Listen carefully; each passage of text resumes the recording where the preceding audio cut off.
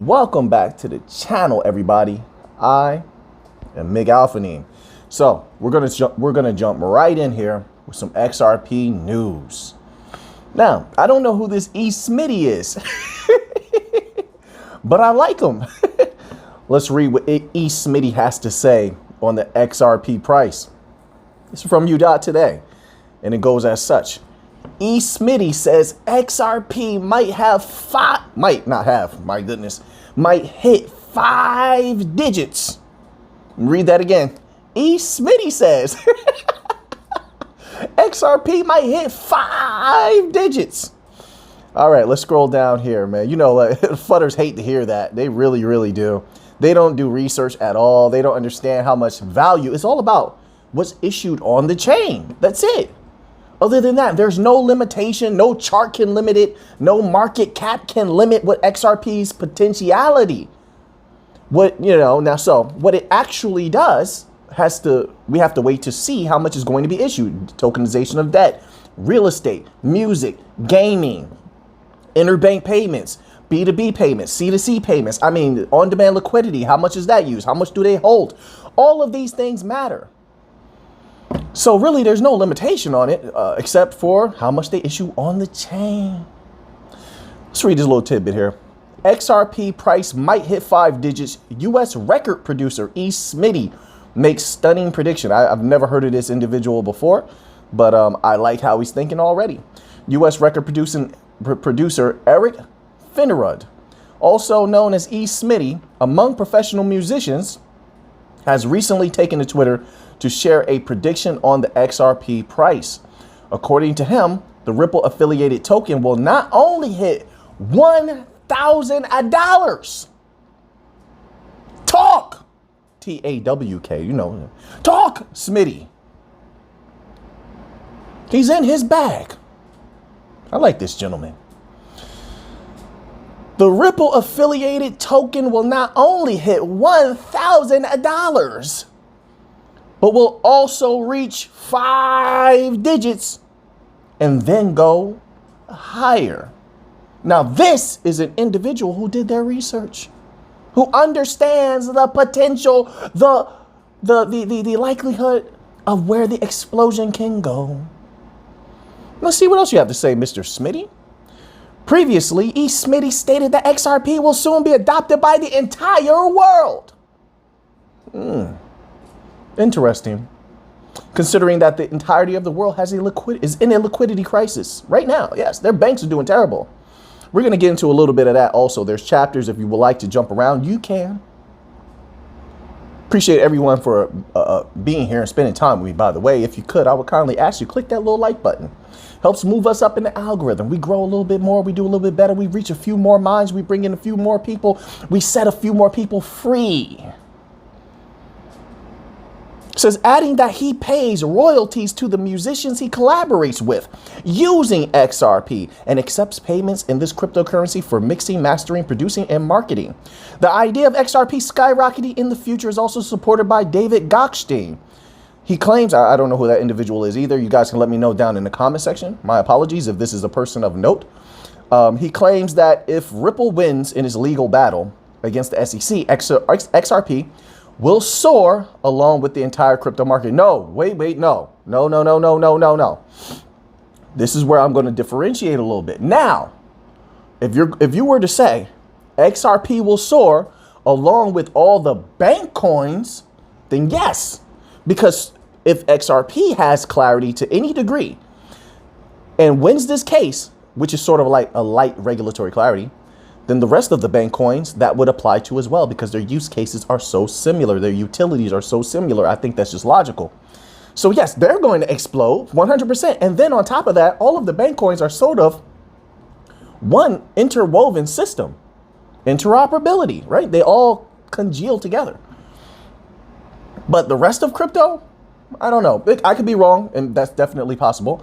I think the rest of crypto will still be tethered to Bitcoin. I don't see why that would change, right? So like you even see now how some of the bank coins are breaking away. You saw what XRP was doing before. Bitcoin was in the red like a little while ago, about a month or two ago, something like that. And you saw XRP start to kind of pull away from that for a little bit, right? Just a little bit. Then you saw another bank coin just completely pull away. Quant. So the bank coins are beginning to do their own thing, to have their own rhythm. Right? So I'm leaning more towards that. So that was pretty good. I like that. I like to hear more from this individual. Ripple B-tracks to drive Web3 development in Japan with strategic partnership. Now, remember, the head of SBI Remit said famously that individual believed all the banks in Japan would eventually be using XRP. Now, that's interesting when you hear what E. Smitty said. This is how I know E. Smitty did his research. Because I believe that what E. Smitty was saying about the entirety of the world using XRP was really a playoff of what the head of SBI Remit said. Now, don't get me wrong, there's others who have said similar things. But to have the head of SBI Remit say that most of the banks in Japan, he believed, would be utilizing XRP in the future is huge. And then you have this. So let's read this little tidbit here. I'm starting to get fired up a little bit. Ripple and B-Tracks will work together to build a Web3 design lab around the XRP ledger. Design and marketing firm B-Tracks has announced its latest move to accelerate Web3 development by Japanese businesses. The firm announced the establishment of a Web3 design lab alongside a strategic partnership with the Brad Garlinghouse's Ripple. According to the release, the new service will be instrumental in helping Japanese firms better understand and utilize Web3 opportunities. I believe that this is all going towards what SBI Remit was saying. I don't know if all the banks in Japan will be utilizing XRP. I think most of the businesses that are wise in Japan will utilize XRP. I think some of them will utilize XLM. I think XRP and XLM are going to go hand in hand. I feel that way. I could be completely wrong. I do. Algorand is in there as well. Hedera will have its piece. Cello will have, they all play their positions. It says, according to the release, the new service will be instrumental in helping Japanese firms better understand and utilize Web3 opportunities. Ripple will be partnering with B-Tracks to promote the new service in the Asia Pacific region. We've seen Ripple going deep in the Asia Pacific region, Southeast Asia region. We've seen that as well. We know XLM Stellar is there as well in a myriad of ways because Stellar is there. In that region through LightNet. Stellar is there also through Velo, and Stellar is also deep in there through EveryNet. All three of them dominating there. What did they say they wanted to do? They said they wanted to replace Swift in that region. They've been working quietly in that area and making everything even more delicious for holders because now you could, you can stake Velo tokens, which is on Stellar. Everything on Stellar has to utilize XLM for transaction fees and for opening of accounts, things of that nature. Man, listen, oh my, beautiful times ahead, but not without struggle. It's just how it goes, unfortunately. Yoshikawa partnership is proof of XRPL robustness. VP of Strategy and Operations at Ripple, Emi Yoshikawa, commented on the partnership. She pointed out the decade-long consistency in partnering with enterprises. So she's just showing off at this point, saying, look at what we've been doing. We've been partnering with the biggest businesses in the world, the biggest banks in the world. We are meeting with governments. What more do you need to see? We are number one. And they're right. They're right. But I won't just put Ripple there. I put the Bankcoin family as a whole at the forefront. There are no other blockchains doing better than Ripple, Quant, Stellar, Hedera, Algorand, Cello. They're at the forefront. They're working with the biggest organizations, governments in the world. World Economic Forum loves them. I mean, whether you like the World Economic Forum or not, their power cannot be denied. Right? So when we're trying to make money, we have to take note of something like that. Now, once you make your money, let's say, and it's not financial advice, but now once you bring in that type of capital, generational wealth or riches, whatever it might be, because we all know people just made a ton of money off of Quant. Once you bring in those riches, how you allocate or reallocate those funds, that's up to you. That's up to you, right? But the idea is to take the value from these institutions, the banks, the central banks, the World Economic Forums, United Nations, all of these institutions, the medical industry, they will be utilizing and putting value, capital onto these blockchains, and that will cause those prices to go up based on the holding of those protocol, the scarcity of supply once they're starting to be purchased in mass adoption, right? Purchased in mass, utilized in mass. And then you're able to do what you want to do, setting yourself free. Now, if you want to continue to be a part of the system, you can do that. But if you also want to be separate from the system, escape the matrix, so to speak, you can do that as well. So now we have an article here. It's from zcrypto.com. Ripple ignites ultra bullish XRP push with second wave of recipients in its $250 million Web3 fund.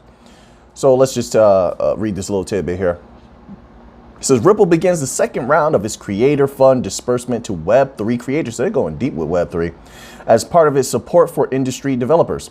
Launched in 2021, the creator fund was initiated by the blockchain payment solution Ripple to provide financial and technical support to create non-fungible tokens, NFTs, on its XRP ledger. The $250 million fund entered its second phase of disbursement with Web3 entertainment and media firms at the center. Developers that build around NFT gaming, media, music, and the metaverse were selected, with startups like NFT Avatar Maker, NFT Master, Thinking Crypto, Anif, or Anife, I don't know how to pronounce that, Anif, I don't know, and Capital Block, among other things, getting funds to scale up creation on XRP ledgers is great. A lot of good businesses have been developed because of accelerator programs like this and funds such as this over the years. They will only grow, and the more business they bring, the more capital they bring onto the XRPL. Obviously, that can have an effect in the future over time, of course, allow them time to grow. But obviously, that can have an effect on XRP's price in the future, depending on how well some of these do. I think some of these will do very well, especially because they have the backing now, and they will have the time to develop, and they're getting in early. That's another thing. They're very early here. So now let's move on to another article here. So I saw this, and I know exactly why they put this out here, right?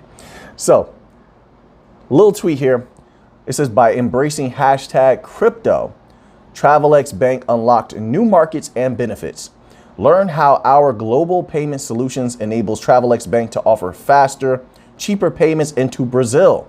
With expanded market coverage and optimized pricing, Brazil is just going to continue to explode. By the way, they're doing a great job down there. You know, Stellar had entered the contest for a CBDC down there. I'm not sure how much more work Stellar is going to be doing in Brazil, but I would assume that they will probably have a few more deals there they'll announce in the future, as like I said, Brazil is going to explode. The biggest digital bank in South America, I believe, is in Brazil also. You know, Algorand has a lot of business in Brazil via Coibanks. Coibanks has been trying to go deep in Brazil. We already know, I'm sorry, this is I think is it Coibanks? I think it's Coibanks. Is it Coibanks? I believe it's Coibanks. These types of tweets or reiterations of information oftentimes come after meetings, right? So a lot of times you have a business meeting or such and you think it went really well, but things could be left sort of up in the air. Even though it went great, you can have some tough negotiations, right? So a client may love everything you're saying, but still not want to sign on the dotted line, so to speak, right? But you're pretty sure that you're going to be doing some great business with them. Well, you go to your website or you go to your blog, you immediately start reiterating use cases. You immediately start posting your best work, right? You slide the work that's mid-level out of the way, and then you put your best stuff up front to say, look, just in case, because you know they're interested. They may come to your website. They probably will, to read some documents, to see what you're doing, to make that, to get that last little push to make a decision. And that's when these types of things are reiterated. So you see Ripple do that sometimes. They'll repost something that they posted a few months back again.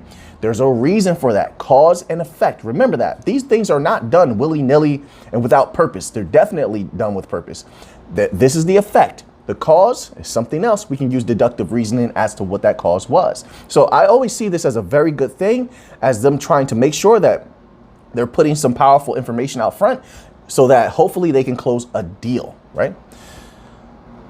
Or bring in a new partnership. So now we have this tweet here. This is from the esteemed Carmel Cadet, one of our most ferocious winners, one of our greatest winners, leader of Emtech, pusher of Hedera, Hbar, as infrastructure everywhere, the one of the most brilliant minds that was at the forefront of pushing the digital sandboxes when nobody else was really even talking about it.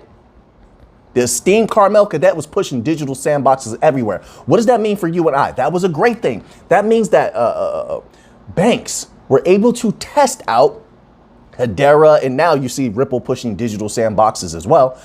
But banks are now able to test their CBDCs, test these bank coins without risk, right? In a digital sandbox. They can put the pressure on those coins. They can put the pressure on those systems. And then if they're satisfied with it, which I believe that they are, now there is a certainty that they're going to use them to a great deal, to a great capacity.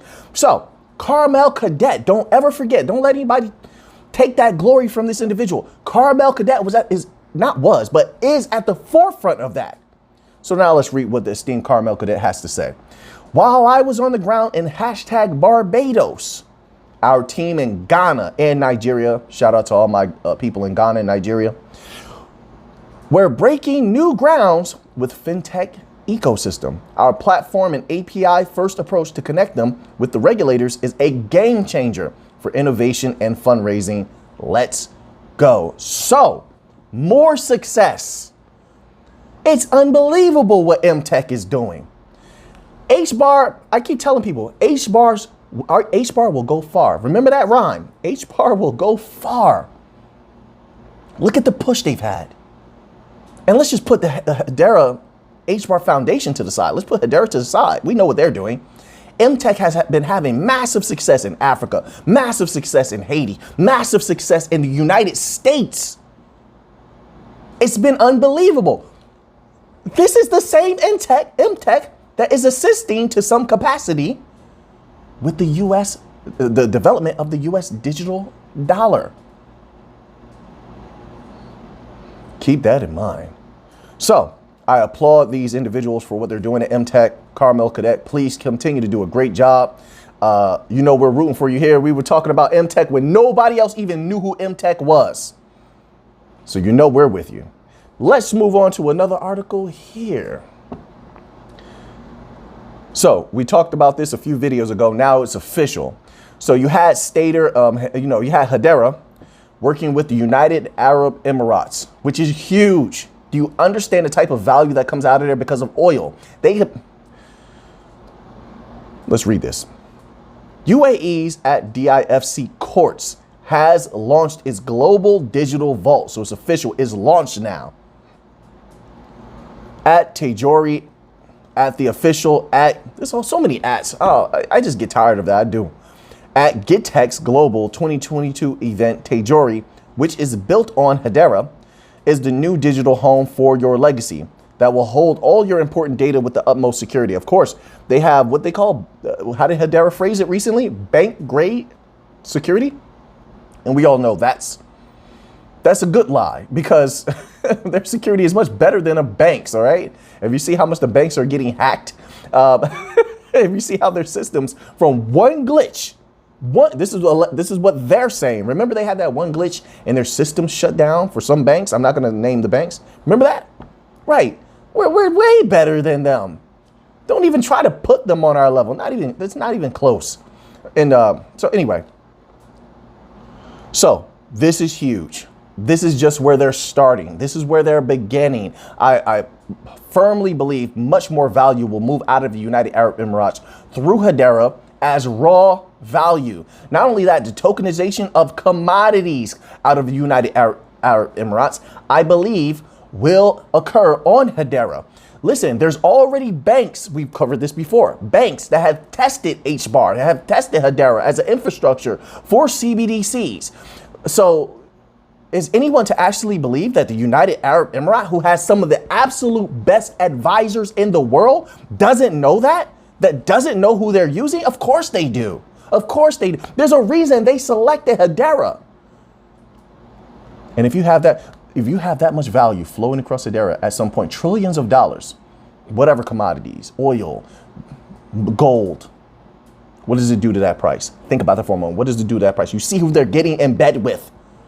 Not only that, that leads us to the next tweet. Now you have native Hedera staking. Let's go to that tweet here. A tweet from Hedera, I believe this was 4 hours ago, has an alert sign. Native Hbar staking has arrived. Beginning at 12 a.m. UTC October 22nd, hashtag staking rewards will be distributed to eligible staked accounts every 24 hours. This is a momentous milestone for the Hedera network. A massive thank you to our incredible community. People have a ton of Hbar. They're going to be staking like crazy. Now, with the governing council, you know who's on there? Google, Boeing, Hedera, FIS is on there, right? You have that. You have all these banks testing Hedera as an infrastructure. You had some of them use, I believe, a digital sandbox to test for the stablecoins. As of recent, we covered that over the summer. You have Emtech pushing them around everywhere, pushing Hedera everywhere as infrastructure for CBDCs, digital currencies, hybrid CBDCs, MBDCs, all of this, right? Then you have something like this. Now, with all of those big money institutions and governments involved, and now you have staking, just do a few calculations, and I think you're gonna like what you come up with. But not financial advice, I'm not a financial advisor. I'm not trying to get you to do this or that. I'm just sharing a little bit of my delight and the information that I'm coming across, okay? So now let's move on to another tweet here. I'm gonna get some rest after this. I feel a little tired. Estoy cansado. So yeah, estoy cansado. You have this here from Algorand. I told you, Algorand is dominating in music. You know, they're deep with real estate. They're used as a traceability protocol. We covered an article over the summer where they're going into the medical industry, which I posted something in the members only section. If you haven't had a chance, make sure you go over there and scroll down, read some of those posts that I've been making, because I think that's going to come into play. I think it's going to be huge. I've been saying we've made a lot of good calls. That's number one on this channel. We made a lot of good calls because we do pretty good, solid research. Number two, we saw what Algorand tweeted out in the summer about doing some work in the medical industry. That was significant. And then you didn't hear anything about it after that. You got to pay attention to things like that, right? That's number two. Number three, then you have this here, right? So, well, let me cover the medical industry because this is gaming. So then now you had what I posted over there in the members only section. Tell you a lot. And if you see another thing happening in the medical industry, pharmaceutical industry, you see big businesses starting to sort of loom over that industry. They want a piece. So I'm gonna throw this out there. I don't think I cover this. I'm not sure if I did. I don't remember what I cover anymore. Here or in the members only, I don't remember. It's just all conflated in my mind. But there was an article over the summer that I read about Amazon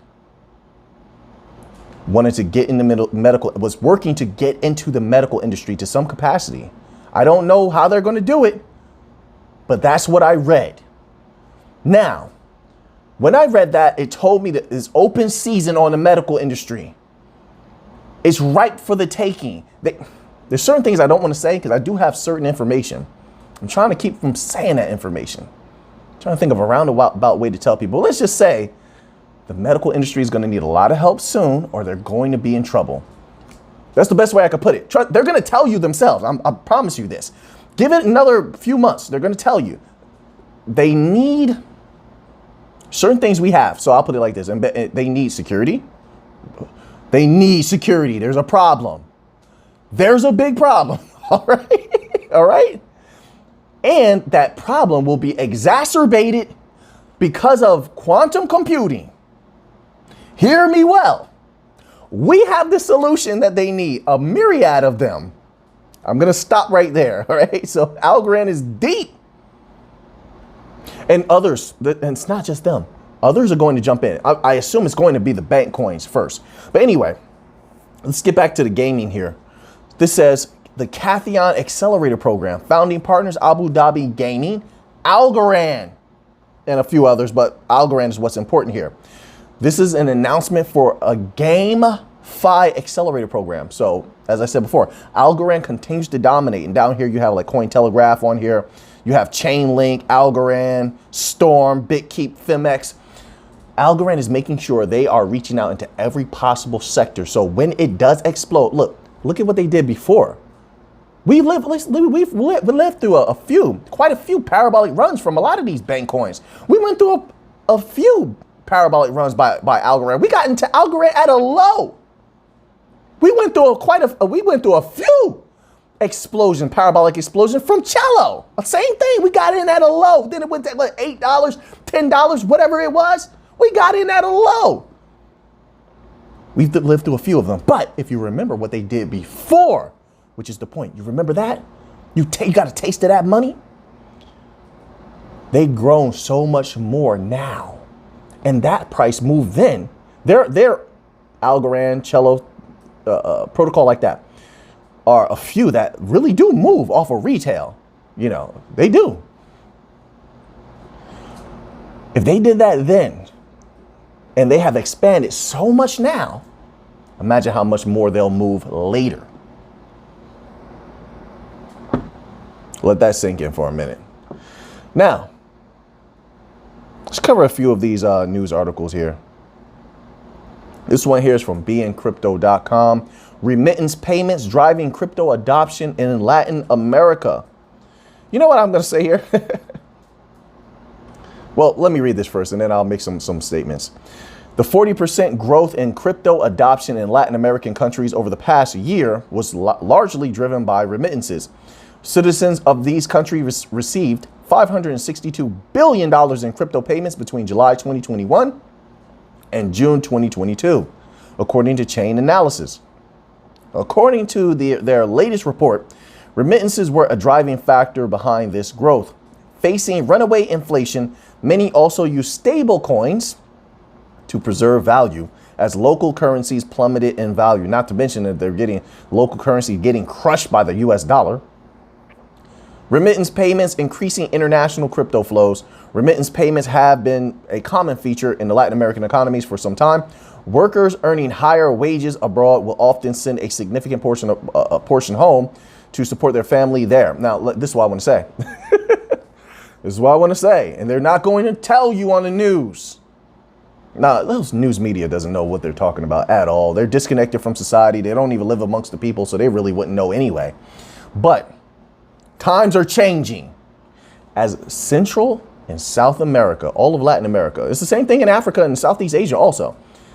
Over the next 10 to 15 years, as their economies begin to take off, if everything goes according to plan and they continue to develop and they don't let the powers that be strangle them like they usually do, like the IMF with their loans and control mechanisms, you can and can't do this or that.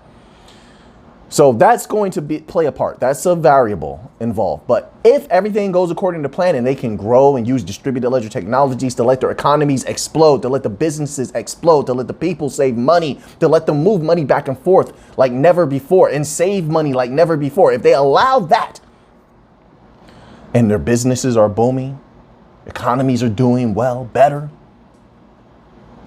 you're going to see an exodus the likes of which you've never seen. This is very good. This is on finbowl.com. Roofstock sold real estate NFT property in South Carolina for $175. This is very good. I told you real estate value is going to move across the DLTs. That's definitely going to have an effect on the price. We want to take as much value as possible. I believe that most of real estate value in the future, this will happen over time, will move through the bank coins.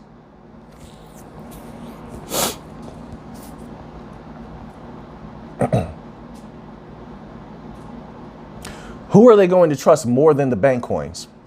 Right? So, and then once all of the meme coins are eradicated by regulatory clarity, once all of the zombie coins are eradicated, once all of the energy inefficient crypto is eradicated, only the bank coins will be left standing. Right? And you can't undermine the importance of ISO 20022 messaging standard for financial institutions. You can't undermine that. So that also comes into play, no matter what degree of importance you want to assign to it. Digital real estate platform Roofstock has announced facilitating a purchase of a house by leveraging a non-fungible token. The transaction that involved a property valued at $175,000 in Columbia, South Carolina, was the first USDC homes lending pool sale powered by on-chain financing, Roofstock said in a press release October 18th.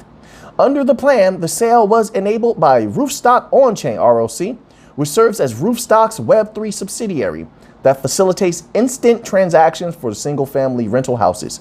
The house was listed on Roofstock's NFT marketplace built on Origin protocol. So there you have it. So you have a whole lot of these real estate offerings on the blockchains. I think a lot of them will move over to the bank coins. But this is a very, very good thing that is happening here. And I'm looking forward to that value coming over to the bank coins and having a great effect on the price. So now let's move forward here. I don't feel so eloquent today. I'm just shooting it to you straight. Oh man, you know, every day is different, man. So then you have this here. This is from money.usnews.com, and it's titled Exxon selling Montana oil refinery to Hbar Pacific in $310 million deal. Exxon Mobil Corp on Thursday agreed to sell its Billings, Montana refinery and related pipeline properties to Hbar Pacific Holdings Incorporated for $310 million, which is good. Okay, now let's continue on here. The sale ends a years-long effort by the U.S. oil giant to further reduce, that's key right there, further reduce its refining footprint and concentrate production on plants along the U.S. Gulf Coast and in the Midwest. It also has been selling oil producing properties to boost returns. Right. Quote, Exxon Mobil is focused on investing in facilities where we can manufacture high-value products such as lubricants and chemicals, said Karen McKee, the head of the oil company's product solutions unit. The deal for 63,000 barrel per day refinery is expected to close in the second quarter of 2023. Hbar Pacific was one of several independent refiners eyeing the plant and looking to invest some of this year's record refining profits to expand its assets, according to people familiar with the matter. Okay, so you know it's still questionable about how successful they will be with this. Profit margins for processing crude into gasoline, diesel, and jet fuel hit 5-year highs in the United States earlier this year, helping the sales appeal. Of course, rising travel and fewer refineries have pushed the average U.S. gasoline price to $3.84 a gallon this week, up from $3.36 a year ago. Included in the sale are Silvertip Pipeline, Exxon's interest in the Yellowstone Pipeline, and Yellowstone Energy. Here's the thing with this. All right, I mean, you can use this to make some money, of course, you know, information like this to protect your money or make some money. But at the same time, I look at it more in a general sense of this is an independent company, correct? This is what they said. Yep. One of several independent refiners. They're going to get the pressure put on them big time over the next few years, depending on how the politics goes in the United States. They're going to get the pressure put on them, right? They want to move away from certain types of energy and such like that. That's something I keep in mind often, right? So how whether or not they can withstand that pressure is going to be interesting. It's something that I would definitely keep an eye on. But I could be completely wrong. Hey, there's people that are much more privy to what goes on in this particular industry, and they have seen things happen, the rise and fall of different companies, successes and things of that nature. I'm just putting down my humble opinion. That's all. Okay. Now, let's continue on here. And we're going to close out with a little wheat news. All right. U.S. wheat rises on bargain buying. U.S. wheat futures firmed on Thursday on a mild round of bargain buying, traders said. But poor end user demand kept prices for the benchmark Chicago Board of Trade December soft red winter wheat contract near the 4-week low hit on Tuesday. The U.S. Agriculture Department said on Thursday Thursday morning, that export sales of wheat totaled 185,100 tons in the week ended on October 13th. That was below the low end of analyst estimates that range from 200,000 and 500,000 tons, and lower than the prior week totals of 211,823 tons. CBOT December soft red winter wheat settled up 8 cents at $8.49, 1/4 a bushel. MJEX spring wheat for December delivery was 9 cents higher at $9.64 and 3/4 a bushel, while KC December hard red winter wheat futures rose 8 1/4 cents to $9.50 a bushel. All right. Argentina's Rosario Grains Exchange cut its 2022-2023 wheat harvest forecast to 15 million tons, down from 16 million tons estimated last week after a late frost hit crops already damaged by drought. That's something to keep in mind, right? So now that you have that information, what are you going to do with it? I know what I'm going to do with it. Matter of fact, I'm about to go get a nap for a second. I'm going to get a little bit of rest. Estoy cansado. I'm a little tired. So until next time, I didn't even slap the desk. You understand, you have to slap the desk. This is important. This is crucial. Is that the right way to use that word? I don't know. Now that you have that information, wait. Did I do my outro correctly? Now that you have that information, what are you going to do with it? I know what I'm going to do with it. So until next time. Oh, I got it right this time.